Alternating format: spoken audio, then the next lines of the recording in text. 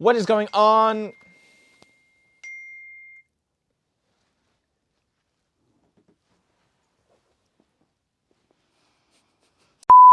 Welcome to Rue's Reviews, where we keep it for real, for real. I am Ifoma, aka Ify. I'm Rick at Culture Black Kid, and today we are reviewing the latest project from Melbourne singer-songwriter, multi-instrumentalist, pretty much one-person band, Tash Sultana. This is their third EP, I think. Last EP being in 2023, called Sugar EP. And yeah, this one's called Return to the Roots. So without any further ado, actually no, sorry, before we get into that first part, kind of switching it up, starting from this week with, instead of overall thoughts, this kind of comes along with our editing. We're going to be doing initial thoughts instead. We basically say the same thing twice. Yeah. So I thought it'd be a little more interesting for you guys to hear what we think. Boom. First play without the going back and really deeping Yeah. it. So we get the raw first thoughts. So let's get into our initial thoughts. Oh my god, so crazy. Okay. Well, the first song played, and I'm not gonna lie, I was taken aback. I was taken so aback. I haven't listened to Tash Sultana before, so before I could even finish the song, I went and caught up with their discography real quick. I think it's a really cool EP.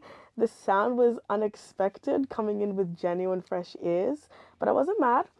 It felt a bit all over the place, while not. So yeah, it was just very. I was kind of like stomaching the fact that this was my first introduction to Tash Sultana. So yeah, that's honestly it. Okay, Yeah. fair enough.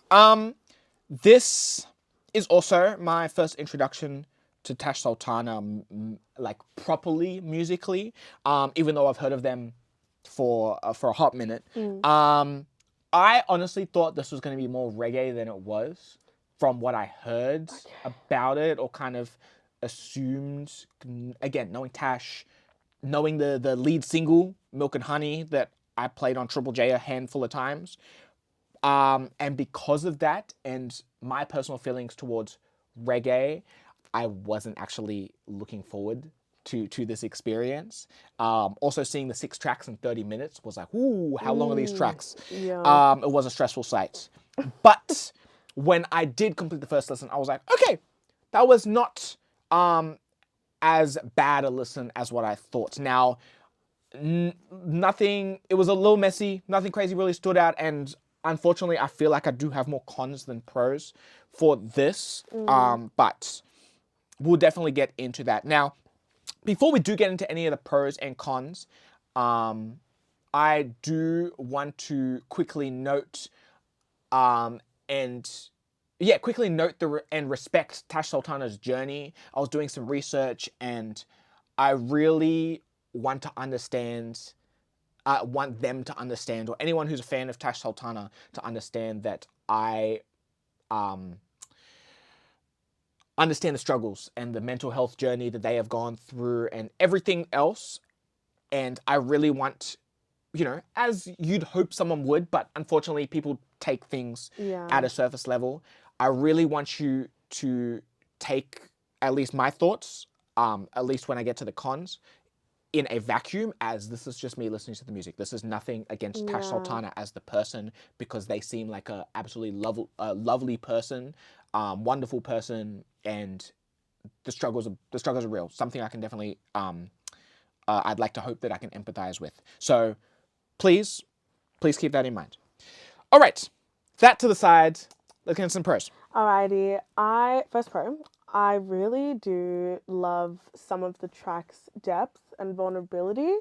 The song Hold On, specifically, Tash really opens up about some very seriously personal stuff, and I think it hits in the best way. There's no fluff, there's no filter, just very raw feeling. And then also, I really love the way Tash mixes. They bring a really hypnotic, layered style, the looped guitar lines, the dreamy effects, the chill grooves, very delish, and it has this I feel like in the first half of the EP it has a very jam session vibe, and it shines through a lot. And it's got a good mix of tight musicianship, but also like free flowing creativity. And that feels really good to hear. Um, I had two songs that stood out for me a lot. The first one being the first song, Milk and Honey. And it stood out to me purely because it wasn't what I was expecting. Um, I love the fact that you brought up that you kind of came into this expecting more reggae. This, when I say first Tash Sultana listen, I did not know this was the sound that they. Right. I did, swear to God. I was honestly thinking more G Flip. I thought that was. True. I really thought Okay. that was Yeah. the vibe that Tash had. But I really liked the song a lot. I think it's insane production, as I said. The sonics are great, and I liked the inspiration of reggae for this one. And the electric guitar feature at the end is a great add, and it brightens up the track even further. Another song that I really, really resonated with, and it's my favorite on the EP, it's Unleash the Rage, and it's song 5. I think this is the sound I was expecting, Yeah. but it's just so beautiful. The instruments to their voice, I think, mix very well. I really appreciate the blend, and yeah, I think this was a track that felt effortlessly beautiful from them, start to finish. But yeah, those are my pros and my standouts. Nice. Some of my pros I'm going to start with is the songwriting. I think this is the most mature songwriting that Tash has done on one of their projects, albums included. Again, super personal. I love any time that they start breaking down, stuff regarding their partner, mental health struggle, specifically Hazard to Myself. Again, I just love that story and how it's gone about. It's written. I really enjoy Hold On and how that's written. What else is there? There's some really cool vocal performances as well. Kiss the Sky. And then as well, there are a couple production things, but I think that the songwriting was what carried it. Stood out. There is some production moments I do want to point out, which include the bridge breakdown on the back half of Kiss the Sky as well. There was some strings and sax also on the back end of Hold On that I thought was super nice. But yeah, like I said, production is probably something that I'm gonna touch on a fair bit when it comes to the cons, but I will get there. But overall, I think songwriting wise, for the most part, the maturity and it's really cool. My final note on that is the first verse on Ain't It Kind of Funny, which is, it kind of starts with the whole like, time flies, one day you're 19 and then you're 29, you're looking back on memories and being like, whoa, this feels like a blur. Like, I don't even remember this happening. And yeah, definitely something that's very telling, something that's, at this point in my life, I can definitely look back and be like, wow, it's been 10 years since I'm 17. That's crazy. So yeah. Damn. Yeah. Dang, don't hit me with the Don Cheadle, Kevin Hart. Goodness. Oh my God. So yeah, but anyway, with some pros comes some cons. Iffy. For me, the first half quickly becomes monotonous. Yeah, monotonous. Yeah, thank you. I think this is strictly for the first 3 songs that I'm starting with. I think all the beats are the same and the tempo doesn't shift. Although that's not to be said about their flow of lyrics and the way they sing. It's the overall instrumentation that felt very similar to each other. The energy in the track isn't similar either. Like, it fluctuates up and down, especially at the end of each song. You see it crescendo, but the pace is really the same all throughout. And something I really noticed, and like as I kept replaying the first 3 songs, they all have the exact same structure. And it starts with a guitar groove at the start, and then it'll pick up in the chorus, and then the end finishes off with an instrument highlight. Doesn't matter if it's a trumpet or a guitar. It literally, I think all the first three songs, they are structured the exact same way. And that just added to the repetition a little bit for me.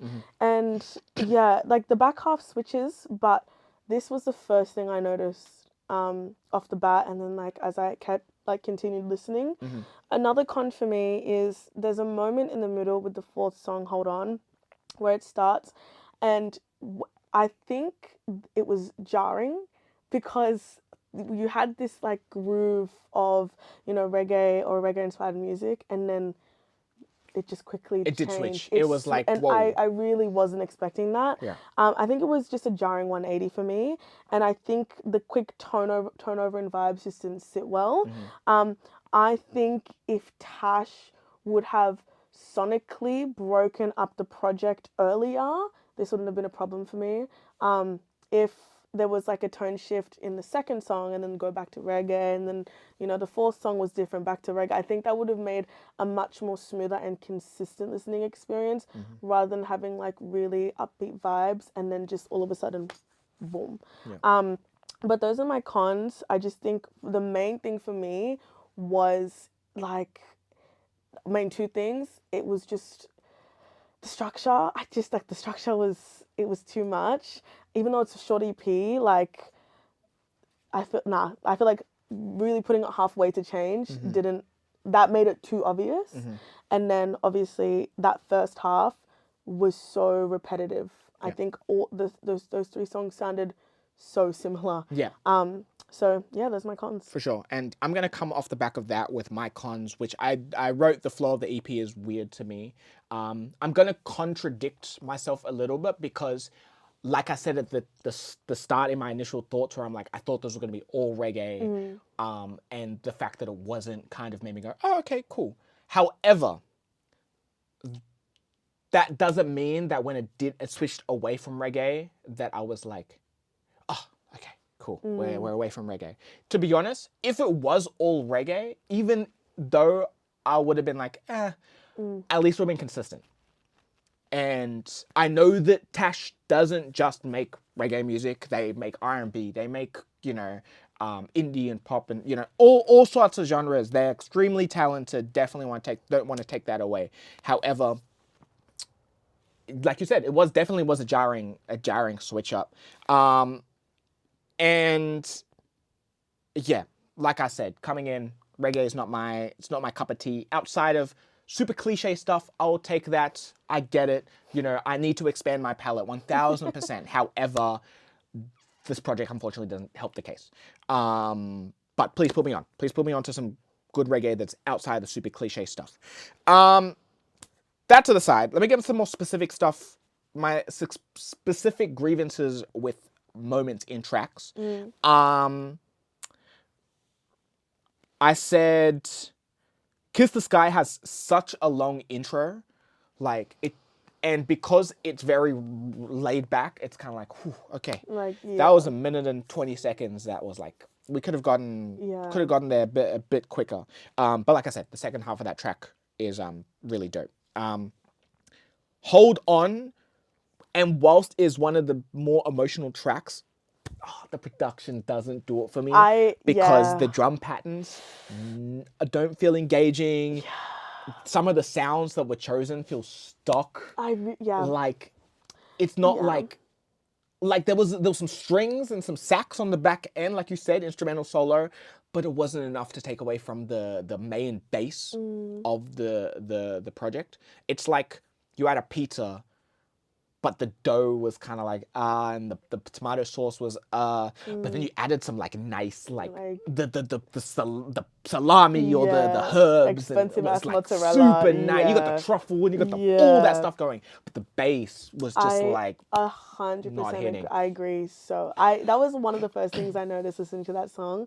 I was obviously like with the tone shift, I was like, whoa, and then like listening, I was like, it was hard to grasp. Sure. It was hard to grasp sonically. Continue. For sure. But again, I really don't want to separate my thoughts on the production from the actual topic. The topic is beautiful and needed to be told. And then when it comes to the songwriting, I just wish some of the parts were fleshed out a little bit more. On Milk and Honey, it scratches the surface on, I guess, a reflection on the industry. At least that's how I took the song. But it doesn't go as deep as I would have wanted for Tash at that part of their career. And on Ain't It Kind of Funny, again, I love that verse. And then the feature kind of comes in. It's just a instrumental outro for 3 minutes. Yeah, And it's kind of like, we could have gone into it Yeah, more. I yeah. wish you went into like a bridge and then like a final verse or chorus. Oh, that would have been so much better than 3 minutes of instrumental. That did not Yeah. need to be It, the way yeah, that that song was ended. long as hell. And yeah, didn't end the track the way I wanted it to. So yeah. But anyway, I think that's the end of my con. So let's get into our overall thoughts. If you don't know by now, it is are we feeling sorry? Are we here for this? There we Does go. it depend on the day whether we're here for this or not? Are we feeling iffy about it? Iffy. I'm feeling iffy. I think Return of the Roots defo has like a song or two that I liked, but it just wasn't enough for me to delve deep into Tash Sultana, or really into the EP. Unfortunately, they're critically acclaimed. Oh my god! But the sound, I think the sound isn't for me. Just the project, it's not. I know it's not for me. I felt like it was structured in a way that I wouldn't have pictured. And because of that, it genuinely made a lot of things stand out to me that I wouldn't normally pick up in other projects, that I would kind of nitpick on. So it just, listen, as you said, and as we've been saying, the songwriting was a huge standout, and I love the depth. And I actually really enjoy the production as well, but I just don't think they make music that's catered to my ears, and that is really fine. They have millions of listeners. For sure. I'm American tours, they're killing it. literally. So Killing it. like, I just think they're not an artist that I would actually gravitate to. But yeah. Yeah, no, for sure. And I agree. I also, I'm a depends iffy. Still leaning more on the iffy side, but the only reason I want to chuck in the depends is because of the songwriting and because of, again, the maturity, and I really enjoyed it. I went back and listened to the rest of Tash's discography, and I think that's where the production shines, but there was some songwriting moments I'm like, I didn't gravitate towards that. But this, I'm like, ooh, okay. I'm really enjoying hearing about this current chapter in your life, but the rest of it, unfortunately, leans more towards the iffy side. And I also agree that I don't think I am the target audience for this project, nor maybe Tash in general. However, that still doesn't take away, again, from all the fans that they have, from how talented as of an instrumentalist and an artist they are. So if you enjoyed this, again, let me know. Are you here for this? Depends on the day, feeling iffy about it. But you probably enjoyed this. You probably were like, oh, yes, Tash is back. But outside of doing this for a review, and this doesn't mean that I'm not going to be tapped into Tash Sultana stuff in the future. However, the chances of me coming back to this is unfortunately very, very low. So yeah, but anyway, Tash Sultana, Return to the Roots. This is Roots Reviews. I am Root, aka the Culture Black Kid. I'm Informer, aka Iffy. And we'll catch you next time. Peace.